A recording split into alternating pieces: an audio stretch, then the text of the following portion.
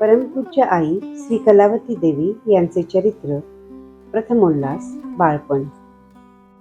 एके दिवशी सीतामाई बाळाला म्हणाल्या, बाळ, 2-4 कडीलिंबाच्या काड्या घेऊन ये. या ठिकाणी आम्ही असतो तर पळत पळत जाऊन भराभर 7-8 काड्या ओरबाडून आणल्या असत्या, किंवा एखादी टाकी तरी मोडून आणली असती. पण बाळने तसे काहीही न करता मातोश्रीला उद्देशून, आई, तू 2-4 काड्या आण असे म्हणालीस, तेव्हा त्याचा अर्थ फक्त 2 की 4 किंवा 2 अधिक 4 मिळून 6 काड्या आणायच्या. जर तुला 2 पाहिजे असल्या आणि मी 4 आणल्या तर राहिलेल्या वाळून फुकट जाणार ना. त्यापेक्षा झाडाच्या झाडाला तरी राहतील, म्हणून मला 2, 4 किंवा 6 यापैकी बरोबर किती लागतील तितक्यात सांग असे म्हणाले. त्यावर सीतामाईंनी 2 काड्या आणाव्यास सांगितल्या. यावरून लहानपणापासून वायफळ बोलणे बाळला आवडत नव्हते असेच म्हणावे लागेल. एके दिवशी डॉक्टर सन्नी यांनी बाळला प्रश्न केला, मोठमोठे विद्वान देखील ज्याला भगवान श्रीकृष्ण असे म्हणतात, त्याला तू किशन किशन असे का म्हणतेस? बाळ म्हणाली, तुम्हाला गावातले लोक सगळे डॉक्टर साहेब म्हणतात, पण तुमचे भाऊ, बहीण, मुले ही सर्व अण्णा म्हणतात. का? तर त्यांना तुम्ही अगदी जवळचे वाटता. त्याप्रमाणे जोपर्यंत देव मला परका वाटत होता तोपर्यंत मी त्याला भगवान श्रीकृष्ण, वैकुंठाधिपती असे म्हणत होते. आता तो माझाच झाला आहे म्हणून मी त्याला किशन, किट्ट्या, किशन्या इत्यादी नावाने हाक मारते. एकदा सीतामाईंनी मुलांना खाण्याकरिता बाळाच्या बिया वाळत ठेवल्या होत्या. त्या बाळच्या दृष्टीस पडताच तिने त्या खाऊन टाकण्याऐवजी त्यापासून पैसे ठेवण्याचे पाकीट आणि फुलांची परडी अशा 2 वस्तू तयार केल्या. तसेच एकदा शेजारी लग्नानिमित्त स्त्रिया व मुली बांगड्या भरू लागल्या. त्या समयी त्यांच्या बोलण्यावरून बाळ पण तेथे हजर होती. बांगड्या भरण्याचा कार्यक्रम संपल्यावर पिचलेल्या बांगड्यांचे तुकडे गोळा करून बाळने ते घरी आणले आणि पुठ्ठ्यावर चिकटवून त्याचे एक कुंडीसहित गुलाबाचे झाड व मोर तयार केला. त्यावर राहिलेल्या तुकड्यांची दिव्याच्या साहाय्याने एक माळ बनविली आणि तिने ती लगेच कृष्णाच्या तस्बिरीस घातली. त्याचप्रमाणे बारीक पांढरे मणी तारेत गुंफून त्याचे एक शंकराचे देऊळ तिने तयार केले व त्याचे दरवाजे तांबड्या मण्यांचे व खिडक्या हिरव्या मण्यांच्या बनविल्या.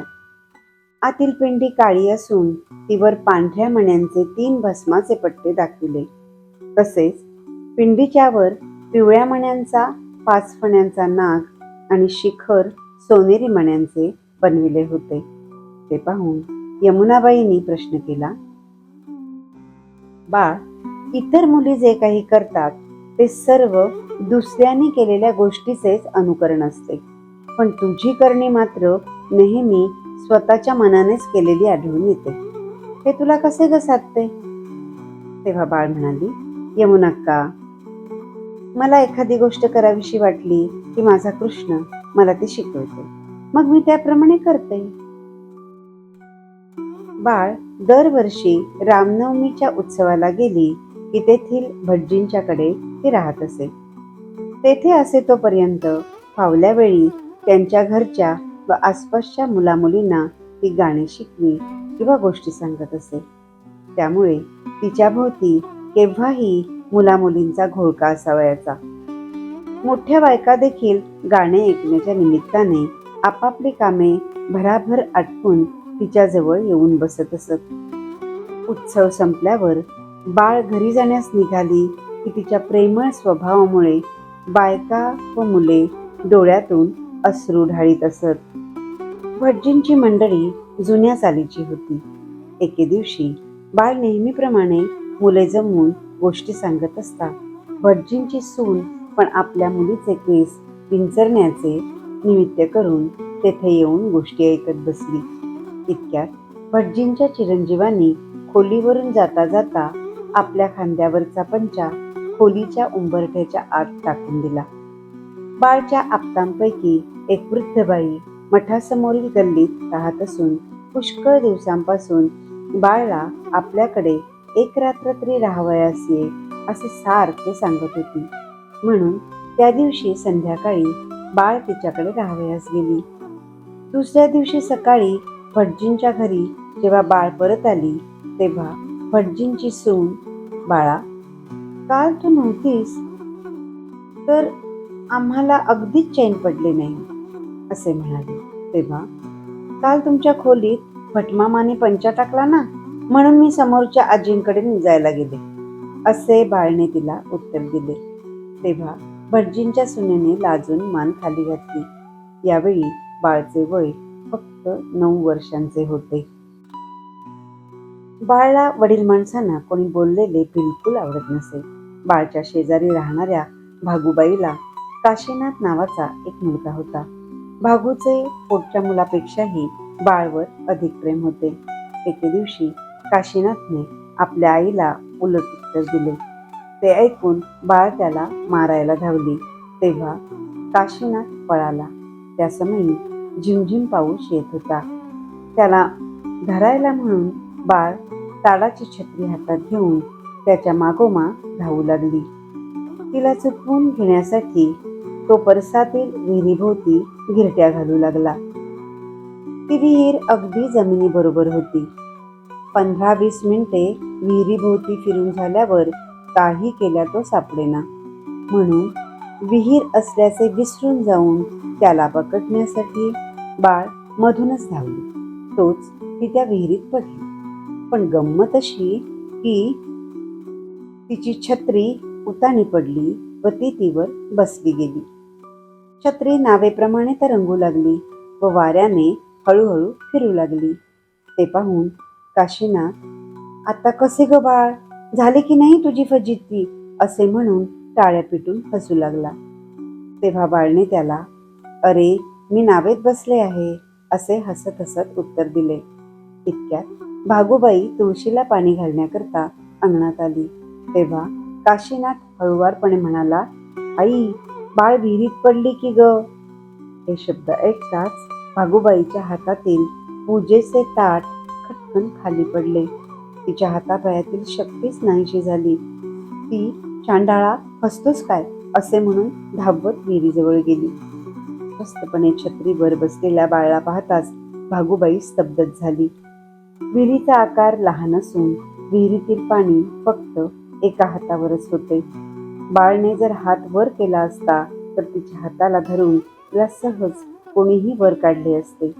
परंतु भागूने व इतर काही जणांनी अनेक प्रकारे तिला सांगूनही तिने आपला हात वर केला नाही. तो श्रावण सोमवारचा दिवस होता. बाबूराव व सीतामाई महाबळेश्वराच्या पूजेला गेले होते. ती उभयता दाराशी आली तोच भागूने ती हकीकत त्यांना सांगितली. पण ते जोडपे अगदी धीट असल्याने उभयता गुपचूप जाऊन शांतपणे विहिरीजवळ उभे राहिले. दुसऱ्या क्षणाला बाळने वर पाहिले तेव्हा बाबूराव तिच्या दृष्टीस पडले. लगेच तिने दोन्ही हात वर केले. त्यासरशी त्यांनी तिला वर ओढून घेतले. बाळचे वय जरी लहान होते तरी तिचे लक्ष चोहीकडे हसे. एकदा दसऱ्याला सीतामाईने मोत्याच्या बुगड्या कानात घातल्या होत्या. रात्री झोपतेवेळी त्या एका डबीत घालून ती डबी त्यांनी टेबलावर ठेवली. दुसऱ्या दिवशी त्या खोलीच्या दाराशी घरची मोलकरीण शुक्री ती तांदूळ पाखडायला बसली.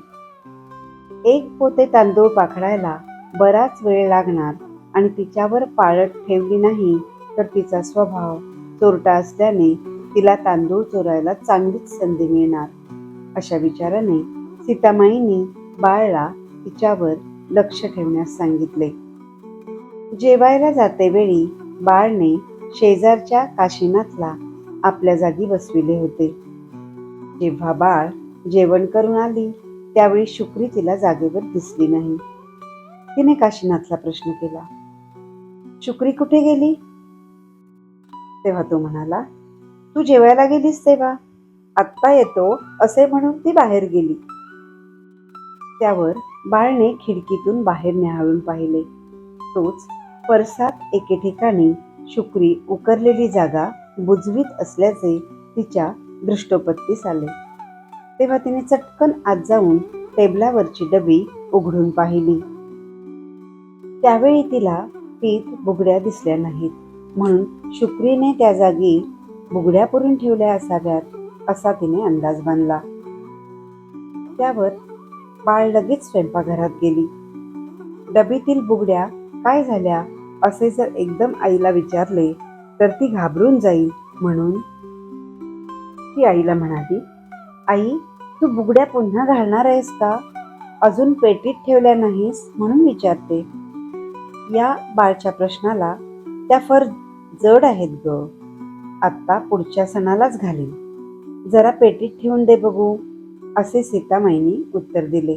तेव्हा बरं असे म्हणून बाळ तेथून थेट परसात गेली आणि शुक्रीने हात फिरवलेल्या जागी जाऊन तिने ती जागा उकरली.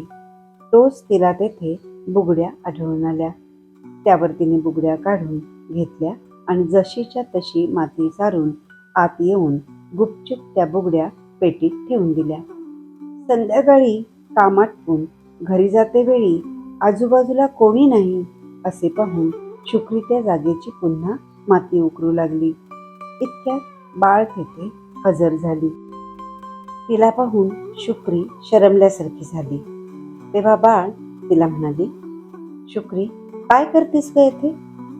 ती म्हणाली, काही नाही. त्यावर बाळ म्हणाली, एखादी वस्तू पुरून ठेवली असशील व जातेवेळी ती नेण्याकरता जर उकरत असशील तर ते एक बरोबर. काहीच कारण नसताना शहाणे लोक कधी माती उकरतात काय ग? बाळच्या या उलट तपासणीला ती टिकली नाही.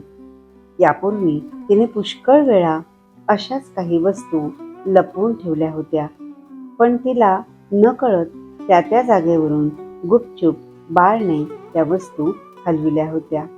पण यावेळी मात्र प्रत्यक्षच तिला पकडल्यामुळे ती काय कोण जाणे, तेव्हापासून तिची ती खोड कायमचीच नाहीशी झाली. एकदा गीता जयंतीच्या निमित्त एके ठिकाणी सूतकताईच्या चढाओढी ठेवल्या होत्या. चढाओढीत भाग घेणाऱ्यांपैकी पहिल्या नंबरला 15 रुपये, दुसऱ्या नंबरला 10 रुपये व तिसऱ्या नंबरला 5 रुपये अशी बक्षिसे ठेवण्यात आली होती. त्यामध्ये बाळचा पहिला नंबर लागला आणि तिला 15 रुपये बक्षीस मिळाले. ते घेऊन ती घरी येत असता शुक्रीची मुलगी तिच्याबरोबर होती. तिने पण त्या चढाओढीत भाग घेतला होता, पण तिला त्यात यश मिळाले नाही, म्हणून अत्यंत वाईट वाटून तिच्या डोळ्यातून सारखे पाणी वाहू लागले. त्याचे कारण जरी बाळच्या लक्षात आले होते तरी तिच्या तोंडून काय उद्गार येतात ते पाहावे म्हणून, काय ग गंगी, तू रडतीस कशाला, असा बाळने तिला प्रश्न केला. तेव्हा ती म्हणाली, तुझ्यासारख्या शहाण्यांनी भाग घेतल्यानंतर माझ्यासारख्या अडाणीच्या वाट्याला यश कसे येणार? तू पहिल्या नंबरचे बक्षीस मिळवलेस आणि आम्हाला मात्र काहीच नाही. तू आईवडिलांपुढे जाऊन हसत उभी राहणार आणि मला मात्र त्यांच्या पुढे मान खाली घालावी लागणार. ते ऐकून बाळ म्हणाली, अगं, बक्षीस बक्षीस म्हणजे काय? 15 रुपये मिळालेत एवढेच ना. मला तर माझे वडील वाटेल तेवढे पैसे देण्यास तयार आहेत, म्हणून हे 15 रुपये तू घे आणि तुला पहिले बक्षीस मिळाले म्हणून घरी सांग. त्यामुळे तुझ्या आई वडिलांना आनंद होईल व ते तुला उचलून धरतील. मग तर झाले ना. असे म्हटल्यानंतर ते 15 रुपये तिने गंगीला दिले. त्यावर ते पैसे घेऊन गंगी आनंदाने तिच्या घरी गेली व बाळ आपल्या घरी आली. गंगा ही शेतकऱ्याची मुलगी असून गोकर्णापासून 2 मैलावर असलेल्या बिज्जूर या गावी राहत असे. ते लोक फार मागासलेले असल्याने गंगीने पहिल्या नंबरचे बक्षीस मिळवले हे कळताच सर्व शेतकऱ्यांनी मिळून तिचे कौतुक केले. इकडे बाळ घरी आल्यावर समारंभाबद्दल एकही शब्द बोलली नाही आणि त्याबद्दल आई वडिलांनी पण भाषा काढली नाही. याचा अर्थ बाळने पहिल्या नंबरचे बक्षीस मिळवलेले त्यांना माहीत नाही असे नसून सीतामाई किंवा बाबूराव यांचा बाहेरील गोष्टींकडे विशेष लक्ष देण्याचा स्वभावच नव्हता. ओम नमः शिवाय.